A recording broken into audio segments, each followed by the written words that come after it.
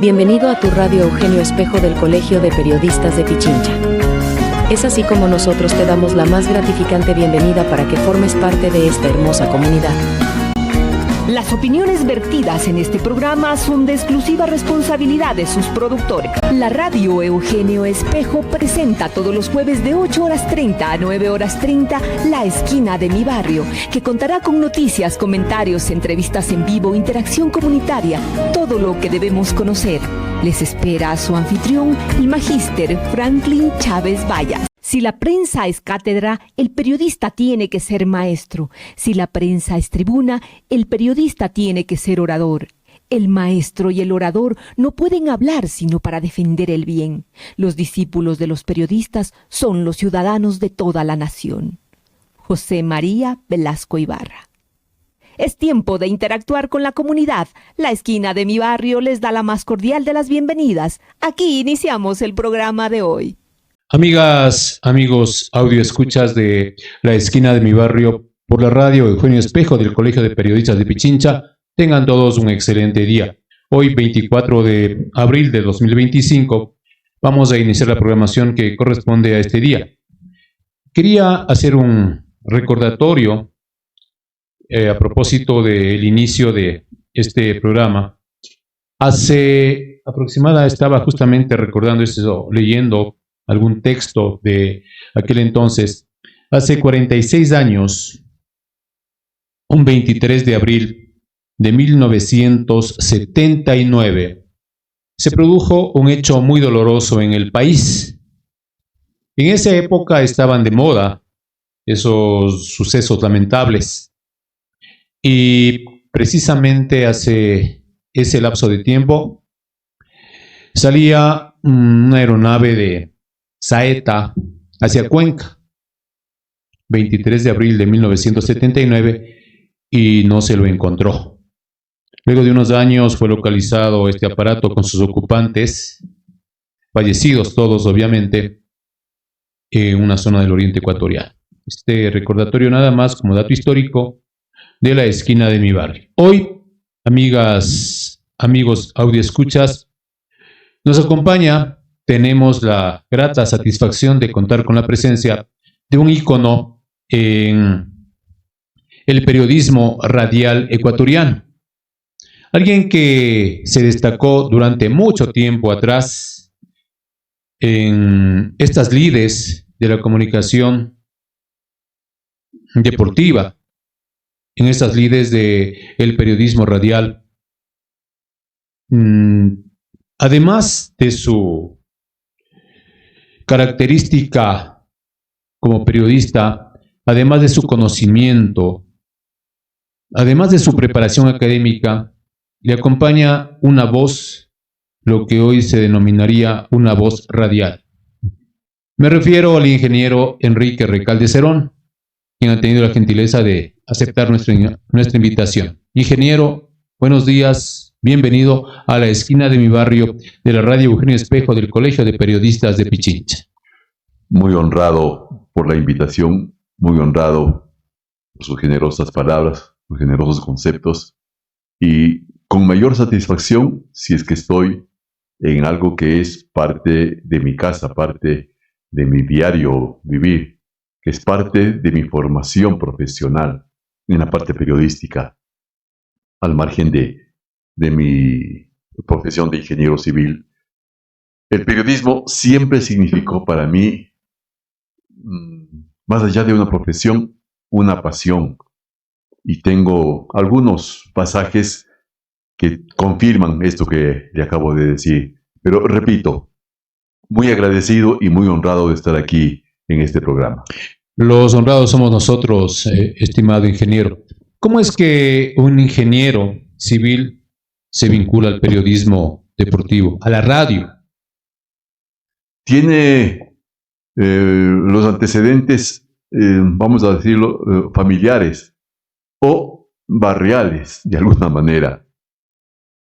Por mis años mozos, menos que mozos, allá cuando yo tenía aproximadamente unos 10, 12 años, vivíamos en La Tola con mi familia. Usted nació en Quito, ingeniero. quiteño de Quito, eso sí. Ya, muy quiteño. Quiteño de una de las capitales de Quito. Claro que sí. En la León, Ya. por más señas. Y decía que en ese entonces vivíamos en La Tola. Teníamos una familia, un tío que tenía un restaurante y uno de sus hijos, contemporáneo mío, Ernesto de nombre, me acompañaba, mejor, yo le acompañaba a él en las noches para tratar de confirmar la venta de pan para el siguiente día, para el negocio de su padre, de mi tío. La panadería precisamente quedaba en la calle, en los ríos. Y mientras tanto íbamos para hacer ese pedido, para hacer tiempo, decidíamos ir a Emisoras Gran Colombia, donde trabajaba el esposo de una prima, hermana de Ernesto. Y entonces, podríamos decir que allí comenzó mi inclinación o mi vinculación con la radio, porque mientras hacíamos tiempo, esta frase tan popular nuestra, mientras hacíamos tiempo en la noche, íbamos a la radio y mi primo político me permitía hacer travesuras con los equipos, poner en este tiempo las cuñas grabadas en la reproductora, poner discos, en fin, de esas cosas. Ese fue mi primer contacto con la radio. Más adelante, ya en la parte radiofónica, un señor de apellido Vallejo, Gustavo Vallejo, fundó una radio en el mismo barrio de La Tola, Radio Pacífico, que es donde yo comencé también ya a trabajar de una manera semiprofesional, porque como ya había aprendido el manejo de los equipos, lo hacía ahí, pero siempre solamente en el campo de los sonidos. Nada que ver con el micrófono. Hasta cuando en el año 68, Gonzalo Maldonado Quijano, por entonces gerente propietario de Radio Atahualpa, sacó un anuncio convocando a los interesados en un curso de locución.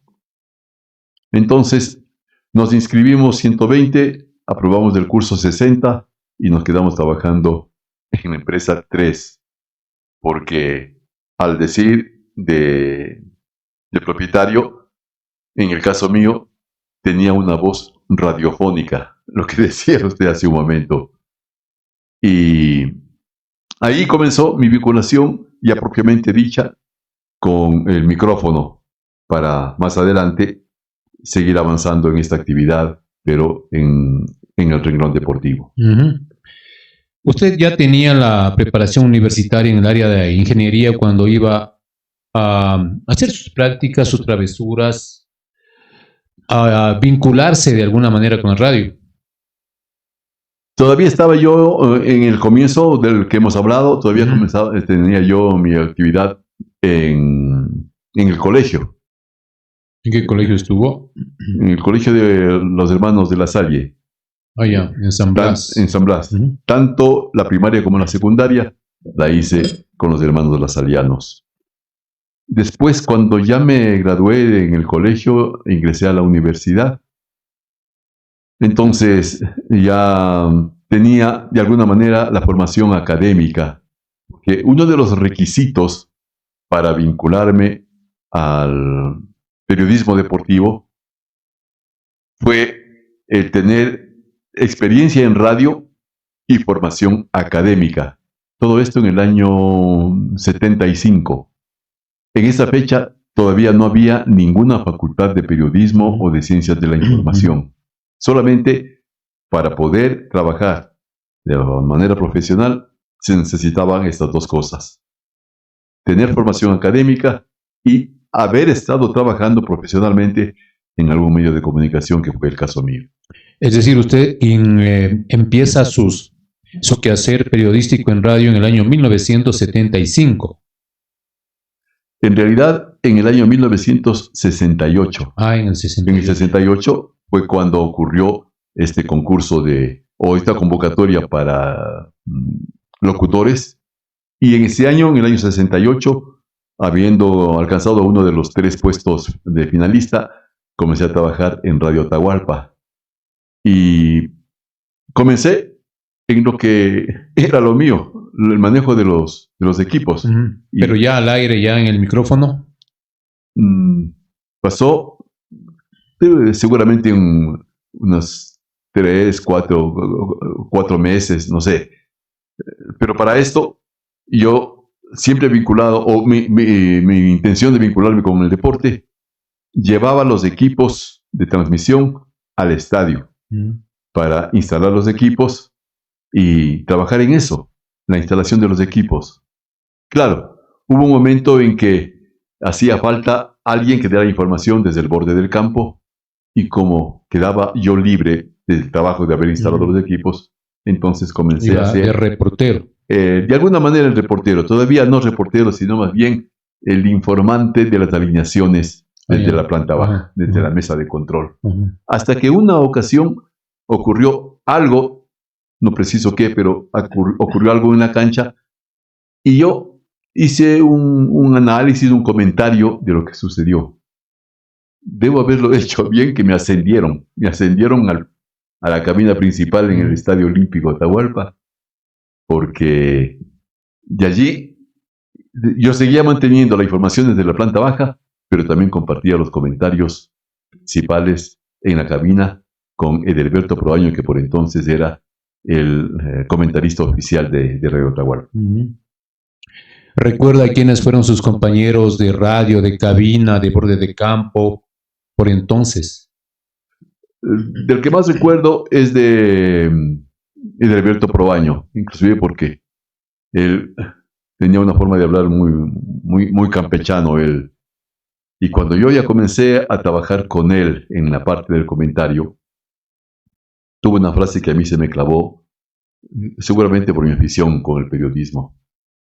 Me dijo: de Cholito, si quieres seguir en el comentario, vas a tener que sacarte del corazón cualquier afición, cualquier simpatía por un equipo. Si no, no vas a poder trabajar con objetividad, con imparcialidad. Para mí fue una sentencia. Yo por entonces era, no sé si hincha, pero sí simpatizante de Aucas, por mi padre. Mi padre era, él sí, hincha de Aucas, con una circunstancia especial. Él nunca fue al estadio. Solamente de escuchar en la radio era hincha de Aucas. Y yo, por analogía con mi padre, también comencé a tener simpatía con Aucas, hasta cuando ocurrió este pasaje que le cuento de Alberto Proaño, y entonces para mí fue una sentencia. Saqué de mi mente, de mi corazón, la simpatía por Aucas para tratar de ser lo que él me pedía, imparcial en el comentario. Alberto Proaño, estoy tratando de acordarme. Por entonces ya trabajaba también Patricio Carrín Hidalgo. Había estado antes que yo llegue a la radio Pepe Calero Viteri, y también Patricio Romero Barberis, que también se desempeñó por un buen tiempo en el periodismo deportivo. Sí, conocía esa faceta del señor Patricio Romero Barberis, que luego fue prefecto de Pichincha. Claro. Y donó algo que recordamos. Había donado un terreno en el sur de Quito para que se construya un colegio, justamente en el sector de Solanda. Es por ello que incluso en ese plantel educativo existe un monumento, el busto más bien, para el señor Patricio Romero Barberis. Yo no conocía ese detalle. Justamente a la entrada del colegio, usted a mano derecha observa el busto en bronce del señor Patricio. ¿Cómo se llama el colegio? El Consejo Provincial de Pichincha. Bien, interesante, ingeniero. Y yo fuera del micrófono conversaba con usted, yo todavía menor de edad. No teníamos por entonces una distracción, aparte de lo que significaba el fútbol, los amigos del barrio y eso. Pero aparte de eso, no teníamos otro modo de pasatiempo, digamos, sino escuchar la radio. Claro. Y lo que se escuchaba en aquel entonces era precisamente a los locutores de antaño, quienes tenían justamente lo que usted exhibe hoy. Pero usted tiene una particularidad, y eso le comento, ingeniero, fue lo que a mí me llamó la atención. Y fíjese que lo mantiene. Aquel léxico con su propia impronta, un léxico elegante, diría yo, que llegaba a la gente y me llamó la atención y yo le escuchaba comentando, me parece que era en Radio Tarqui. Debe haber sido. Ajá.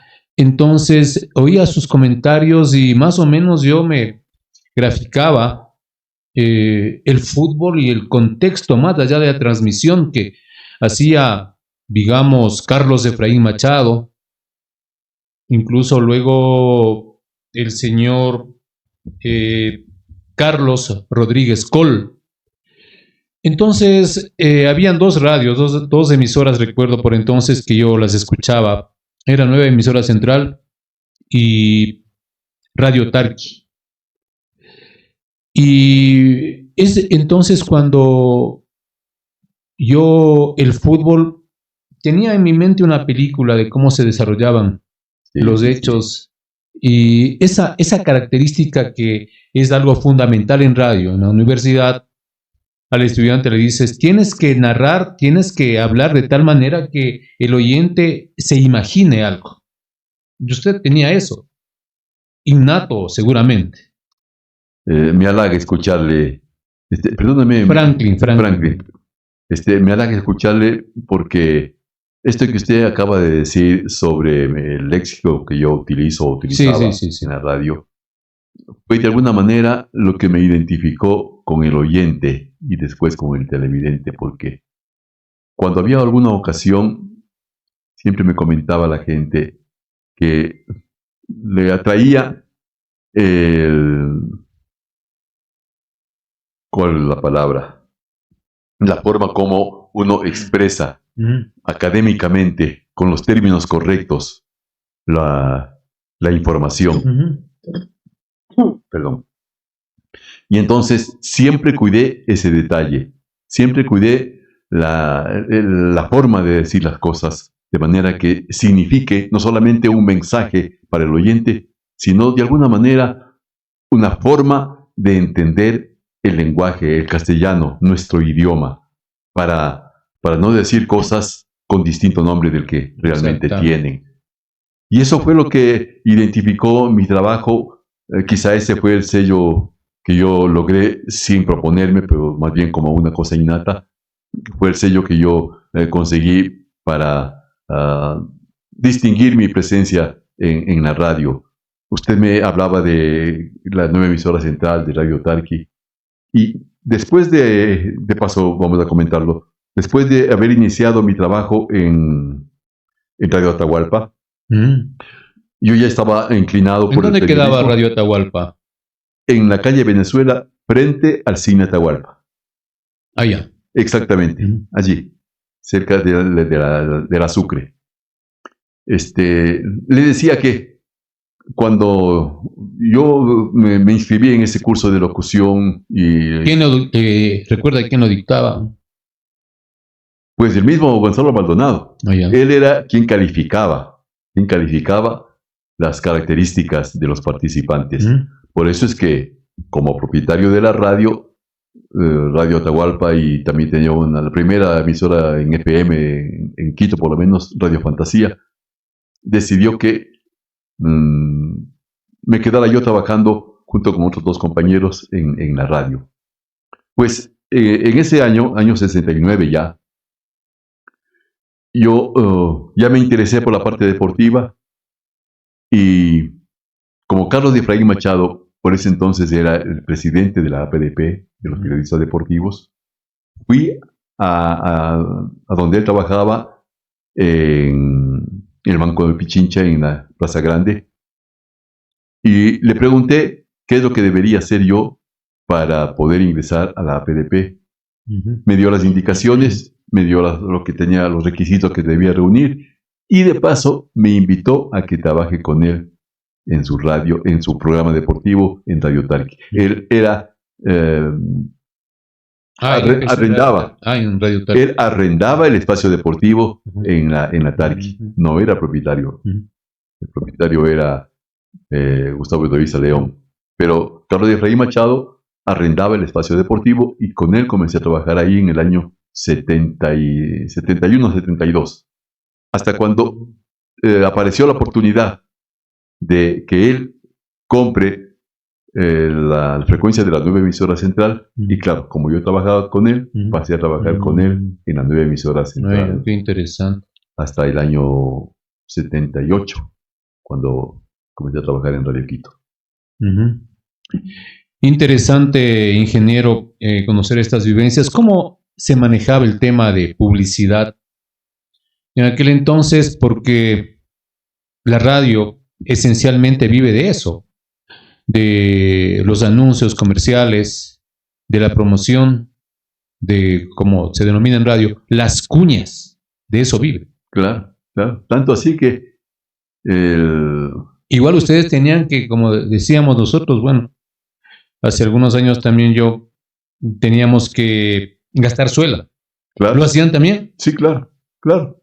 Y teníamos que, si queríamos tener algún ingreso por la parte profesional, teníamos que vender la publicidad. Es decir, uno tenía que hacer no solamente de técnico de sonido o comentarista, sino también de agente vendedor de publicidad. Así es. Para tener el ingreso. Pero ventajosamente, la situación fue mejorando para Carlos de Efraín Machado en la parte económica, porque de hecho él estableció un hito dentro del periodismo deportivo de Quito, de Ecuador y en algunos casos también en Sudamérica, porque de paso lo digamos, yo recuerdo perfectamente las veces que podía viajar, que había podido yo viajar con él al exterior.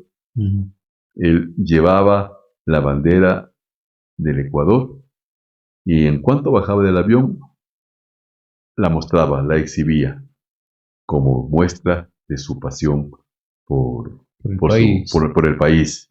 Y entonces, por esas circunstancias, la situación económica ya mejoró notablemente y entonces yo ya dejé de vender publicidad para tener mi ingreso profesional y más bien ya tuve un sueldo, por así decirlo, de la radio por esta circunstancia.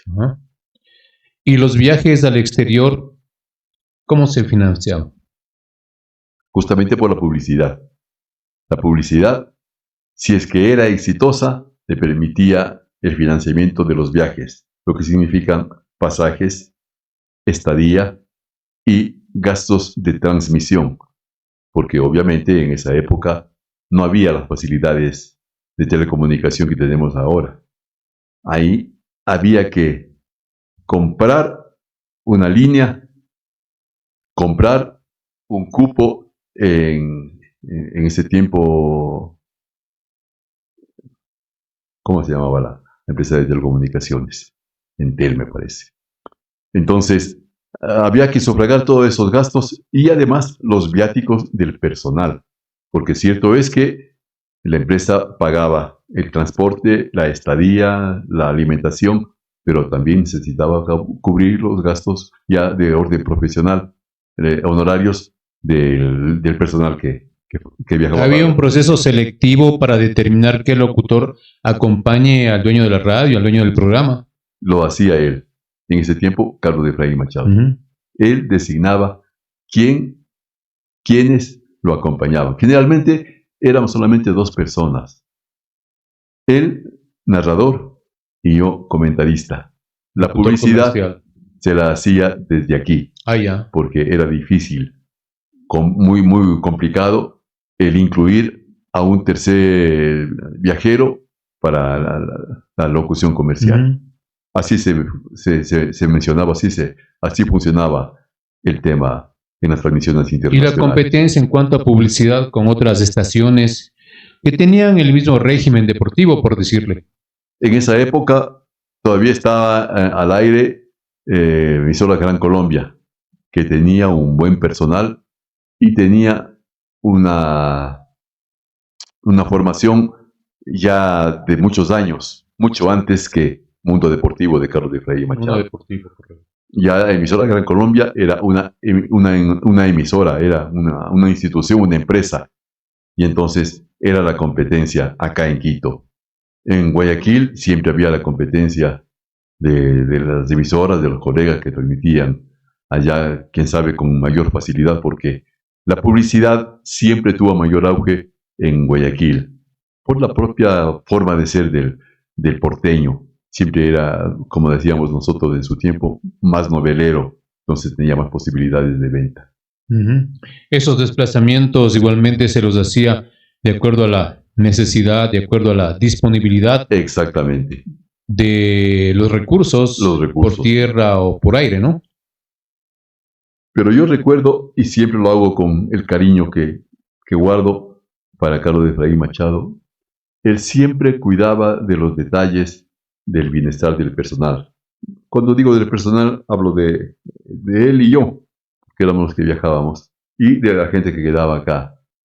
Tanto era así esta afición, este cuidado que tenía él de atender las necesidades de todos, del personal, que no escatimaba ningún gasto en los viajes para distraer un poco del día o de la hora de la transmisión e ir a visitar otros lugares de las ciudades a los que íbamos.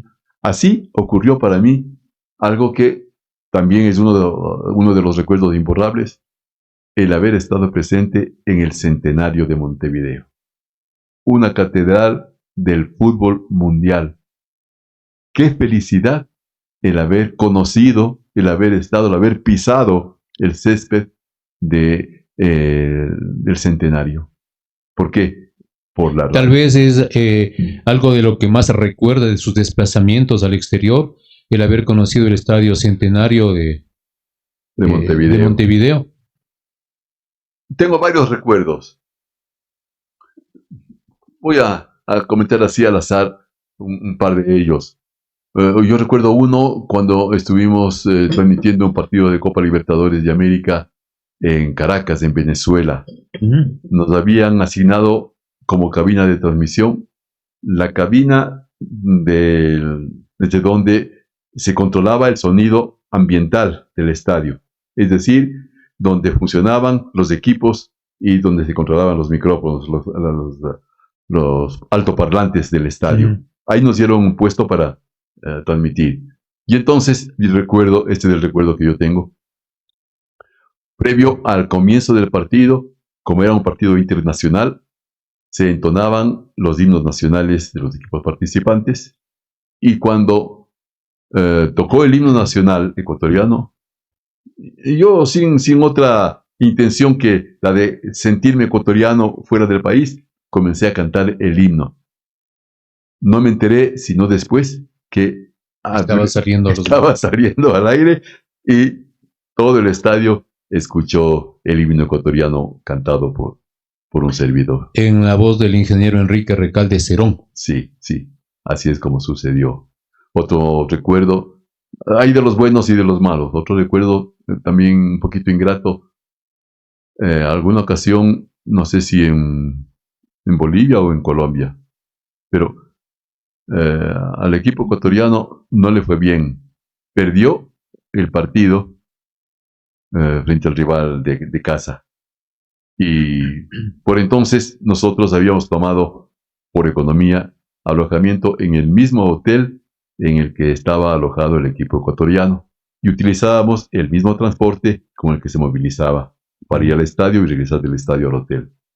Entonces nosotros ya terminamos la transmisión y regresamos al transporte, subimos al bus, esperando que lleguen los jugadores para dirigirnos al hotel.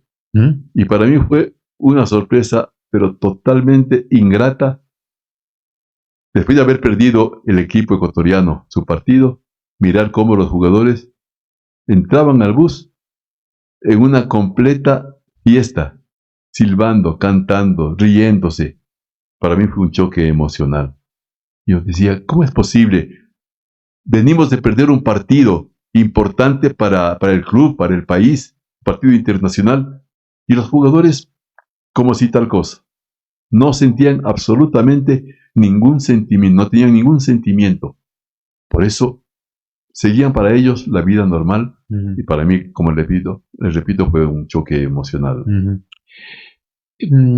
Parece que anteriormente hubo que trabajar bastante en el ámbito psicológico de los jugadores, particularmente de la selección ecuatoriana de fútbol.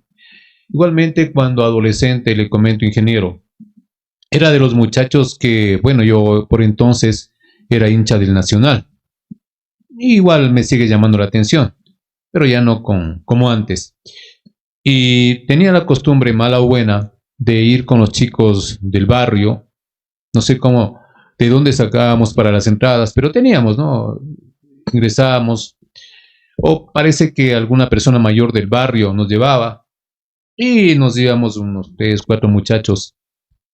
Y nuestra satisfacción era desde la general, trepar la malla, Sí, claro. y caer a la fosa, Ajá. y de esa manera ingresar al camerino, particularmente del Nacional, del cual éramos hinchas.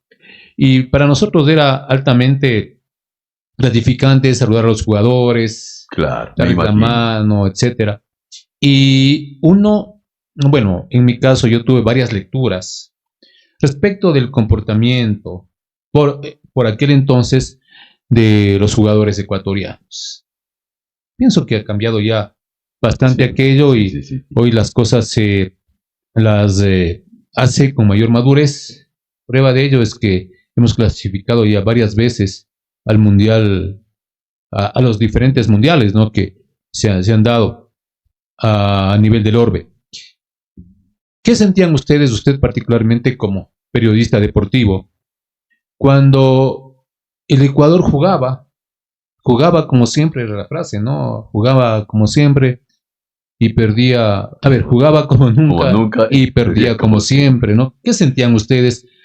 Recuerdo que los jugadores de la selección ecuatoriana, justamente en los años que usted hace referencia, años 70, recuerdo una eliminatoria me parece que fue el año 78, cuando esa eliminatoria, ese partido eliminatorio, el primer partido, me parece que fue acá en Quito, cuando la selección ecuatoriana de fútbol enfrentó al Perú.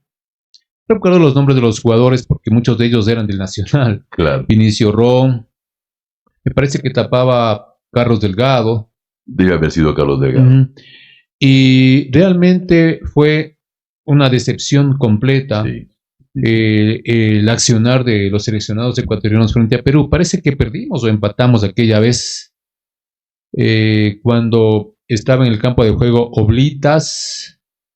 Me parece que Quiroga era el arquero de Perú. De Perú, claro. Y luego fueron a Guayaquil a jugar con Chile. Otra decepción. Y perdió también Ecuador ahí, lamentablemente por la mínima diferencia, pero perdió. Y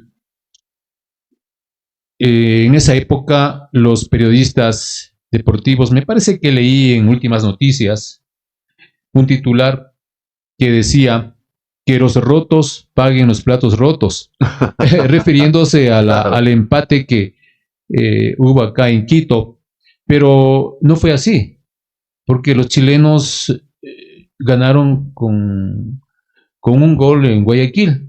Cuando se rotaba, era Quito, Guayaquil. ¿Qué sentían ustedes como periodistas deportivos? Me voy a ir un poquito más adelante para que quede graficada la sensación mía particularmente, y naturalmente creo que del periodismo deportivo, pero le cuento la mía porque esa sensación a mí no se me borra. Cuando en el 2002 Ecuador clasificó a su primer mundial, ya para entonces yo casado con familia, mis hijas, 2 de ellas hinchas del fútbol, me acompañaban al estadio. Qué bueno. Especialmente una de ellas, Paulina. realmente se me hace un nudo en la garganta cuando hablo de mis hijas. Digo, con Paulina en el estadio para ese partido memorable frente a Uruguay y el gol de Caviedes. Estaba yo en la cabina y mi hija obviamente en los graderíos. Cuando terminó el partido, salí de la cabina, mi hija me estaba esperando. Nos abrazamos y juntos lloramos de la emoción. Fue un momento memorable, definitivo, que demuestra lo que significa, para mí sigue significando el sentimiento patrio a través del fútbol. Creo que es el mayor sentimiento. Por mi profesión, la de la ingeniería, he tenido ocasión de participar en otras actividades en las que tiene que ver también el ¿También país. combinó la ingeniería con el periodismo deportivo? Sí, y ese es un capítulo que vale la pena comentar un poquito más adelante. Le decía que en esta ocasión fue tal la emoción de la clasificación de Ecuador a su primer mundial que salí de la cabina, nos encontramos con mi hija y juntos lloramos. Y recuerdo la cábala. Yo tenía una corbata amarilla y yo le decía a mi hija antes de que comience el partido o antes de que comiencen las eliminatorias, si Ecuador clasifica, me corto la corbata. Y así sucedió. Era una corbata que yo apreciaba muchísimo, pero ya la promesa estaba hecha y así es como sucedió. Esa fue la primera gran emoción imborrable para mí de la participación de Ecuador en la parte deportiva. ¿Qué decía? El sentimiento que les embargaba a ustedes cuando Ecuador jugaba como nunca y siempre perdía. Cuando obviamente era el sentimiento generalizado de la hinchada, no solamente de la hinchada del país, pero ustedes que estaban en el campo, ustedes que estaban en el entorno futbolero, ¿qué sentían? Una mezcla de sentimientos. Alegría, si es que el equipo había conseguido un buen resultado. Tristeza si es que perdía. Pero también amargura si es que esa derrota estaba no como reflejo de la calidad del equipo, sino más bien como proyección de un mal planteamiento, de una mala actuación, de un error, especialmente del arquero o de la defensa. Y ver, como le decía hace un momento, la actitud de algunos jugadores displicente, que me importista para utilizar un término de la jerga popular. Había todavía, ahora ya no, supongo que la actitud del jugador ha cambiado. Había jugadores que solamente pensaban en la parte profesional, en la parte económica, y no tenían mucha atención para la parte sentimental, para lo que significaba ser representante de un país en la parte deportiva, el haber ganado un partido o mucho más aún el haber clasificado. Ese sentimiento, esa actitud ha variado totalmente, completamente a los actuales momentos. En aquella época, en aquel entonces, no había el denominado proceso. Claro, los denominados procesos. Me parece que fue Dusan. Dusan Draskovic fue el que estableció. No sé mucho de fútbol, ingeniero.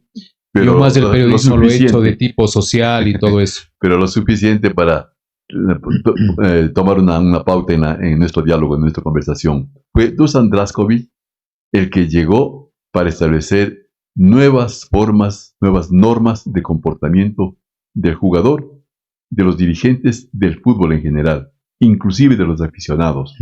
Porque si algo anteriormente le hizo daño a nuestro fútbol, además de las malas actitudes de los malos directivos, ha sido el regionalismo.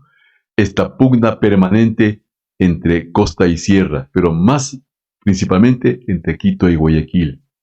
Una pugna que le hizo mucho mal a nuestro país, a nuestro deporte y fundamentalmente al fútbol. Por ejemplo, yo recuerdo alguna vez cuando se conformaba la selección ecuatoriana y especialmente la prensa en el puerto principal destacaba que en esa selección había apenas 2 o 3 jugadores de la Sierra y todos, o la mayoría, eran de Barcelona, de Guayaquil en definitiva. Entonces, no había ese sentimiento de nacionalidad, ese sentimiento de patria, de país. Era más bien el sentimiento, la sensación de región, eso de defender a su país, a su ciudad, no digo mal a su país, a su ciudad o a su club, algo muy acendrado, especialmente en parte del periodismo porteño. Ojalá se vaya desterrando eso, sí, aunque sí, todavía quedan algunos rezagos, ¿no? Pero parece que con el tiempo eso se va erradicando por el bien del país, por el bien del fútbol del Ecuador. ¿Cómo combinaba usted, le decía anteriormente, ingeniero, su profesión de ingeniería con el periodismo deportivo? Esa es la parte que hace un momentito le mencionaba y que se me olvidó comentarle. Cuando yo era estudiante ya de ingeniería civil en la Universidad Central, tenía un programa en horas de la mañana, me parece que en Radio Éxito, y el programa tenía de 7 a 8 de la mañana. Mis clases de la universidad comenzaban a las 8 de la mañana precisamente. Y claro, yo no tenía transporte propio y siempre estaba supeditado a la posibilidad de moverme en el transporte público. Y por obvias razones, yo llegaba siempre atrasado a la primera clase de mi facultad de ingeniería. Y teníamos en la materia de estructuras un profesor, el ingeniero Merino.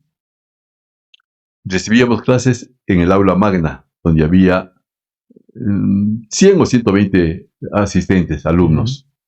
Y un día, cuando yo llegué, como de costumbre, por así decirlo, atrasado,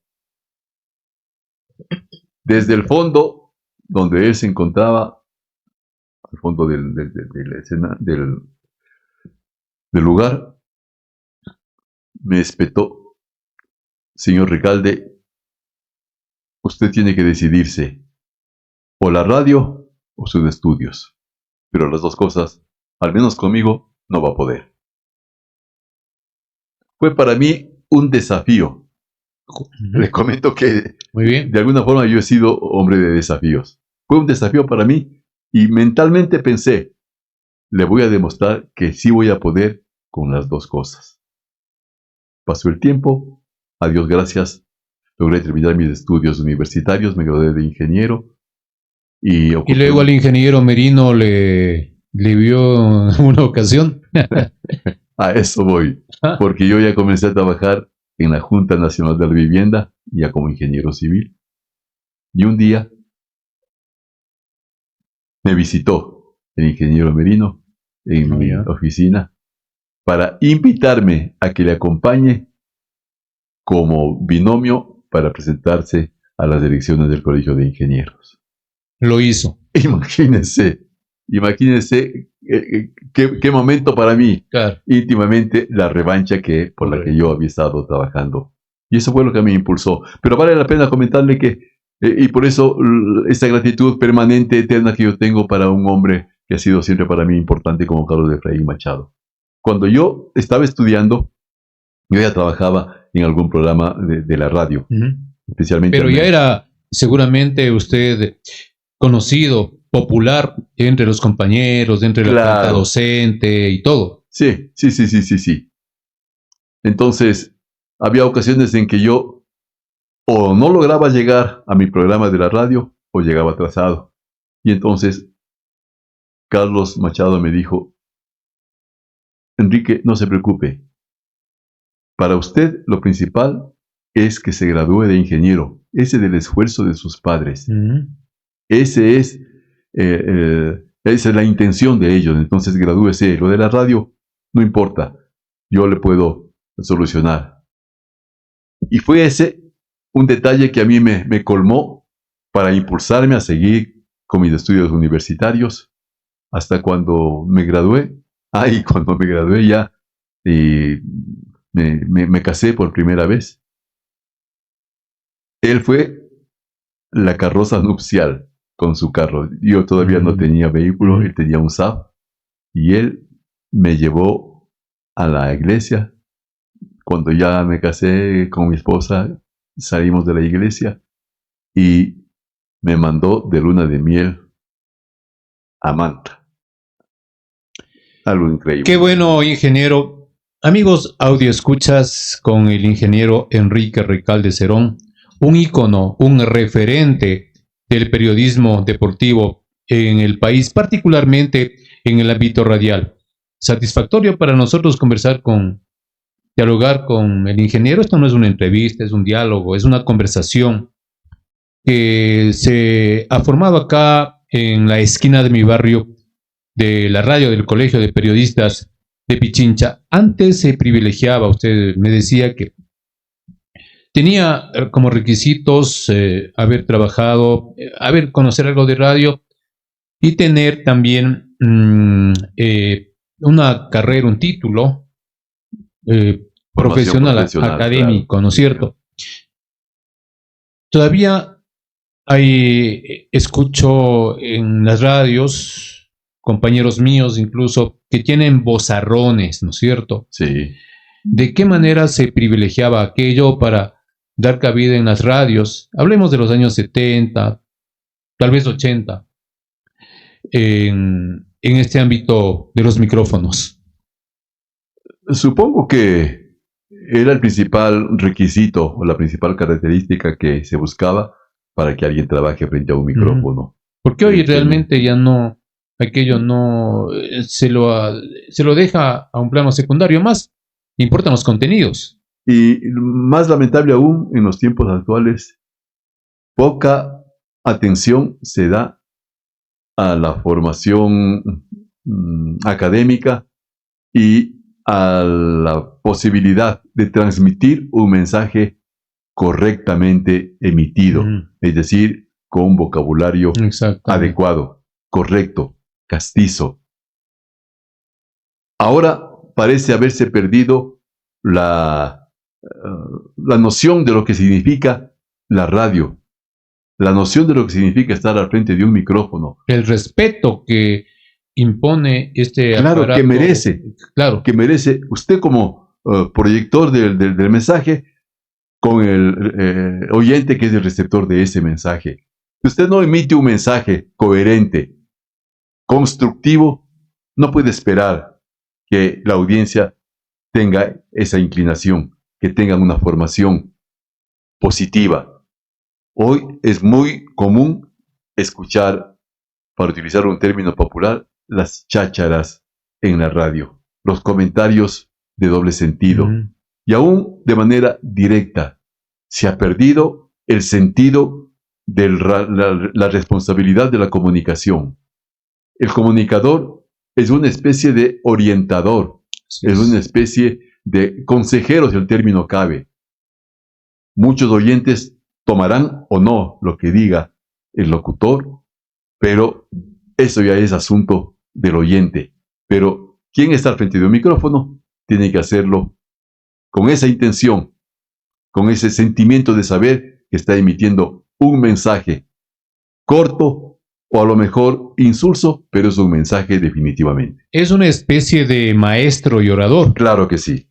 Porque, como decía Velasco Ibarra, el maestro y el orador no están sino para defender el bien. Nuestros discípulos son los ciudadanos de la República y quienes nos escuchan efectivamente son ellos. Claro. Por eso es que es importante, obviamente que tendremos algunas falencias, algunos errores, pero es importante ceñirnos estrictamente a la cervantina lengua. Yo siempre he sido admirador de Miguel de Cervantes Saavedra. Claro, claro.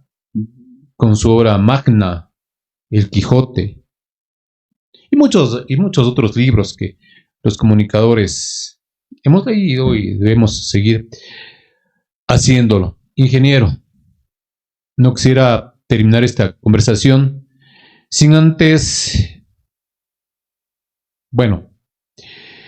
preguntarle, ¿qué es lo que más recuerda del periodismo deportivo? lo que le he comentado en el transcurso de este conversatorio. Esas circunstancias que marcaron mi vida, que marcaron mi destino de alguna manera y que resultan para mí imborrables, imperecederos, desde la primera vez que estuve yo frente a un micrófono en Radio Atahualpa, desde la primera vez que hice mi comentario en el estadio Atahualpa, siempre para la radio, desde la primera vez que me vinculé a la APDP, donde hice toda la conscripción. Ingresé como afiliado, después en el directorio fui vocal, secretario, tesorero, vicepresidente y presidente. Es decir, escalé esas posiciones con base a la devoción que yo tengo por el periodismo deportivo. Eso es imborrable para mí.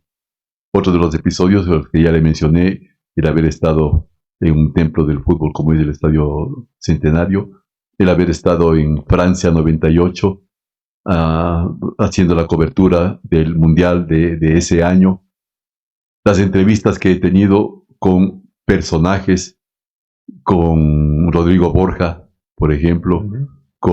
Eso también es un elemento importante que nosotros los periodistas nos lo guardamos. Así es. Los personajes a quienes hemos entrevistado. Y que son un tesoro para el recuerdo. En la parte deportiva, con el entrenador que nos llevó al primer mundial, con el Bolillo Gómez, y el haber estado en ese momento sublime de la primera clasificación de Ecuador y haberlo compartido con mi hija.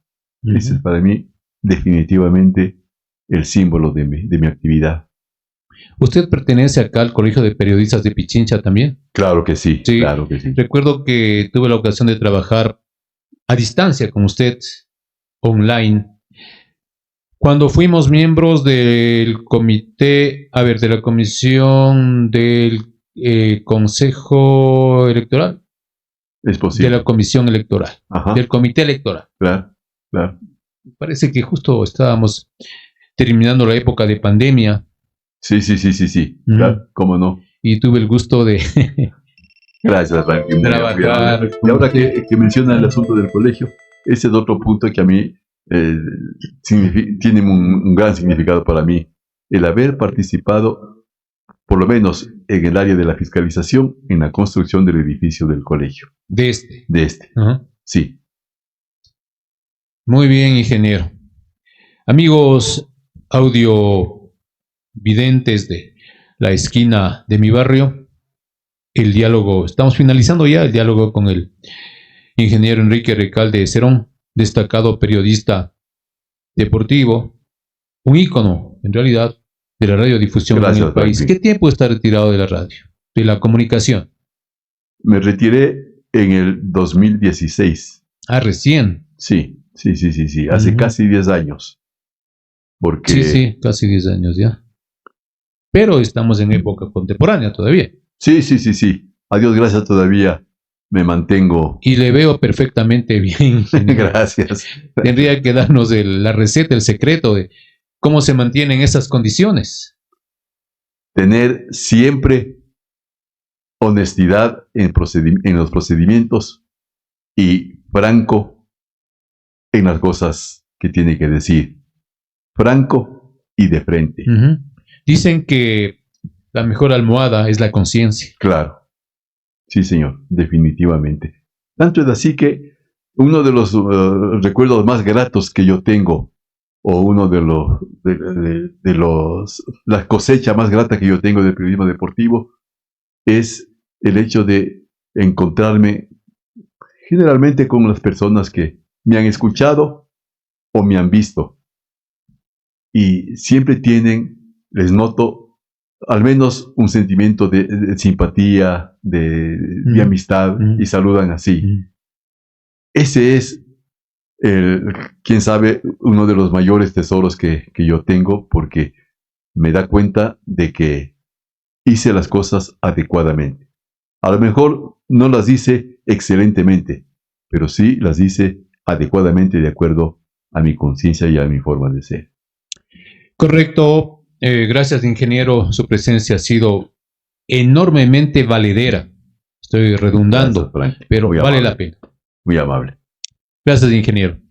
Amigos de la esquina de mi barrio, de la radio Eugenio Espejo, del Colegio de Periodistas de Pichincha, hasta acá llegamos el día de hoy, jueves 24 de abril del 2025. Les acompañó, como siempre, su amigo y servidor Franklin Chávez Vallas. Muy buenos días. Hasta el próximo día jueves. Y así llegamos al final de hoy, pero no te preocupes, esto es solo el principio. Te invito a que nos sigas para que no te pierdas ni una sola sorpresa, ni todo el contenido increíble que tenemos preparado para ti. Tu apoyo significa mucho para nosotros y queremos compartir mucho más contigo. Nos vemos muy pronto.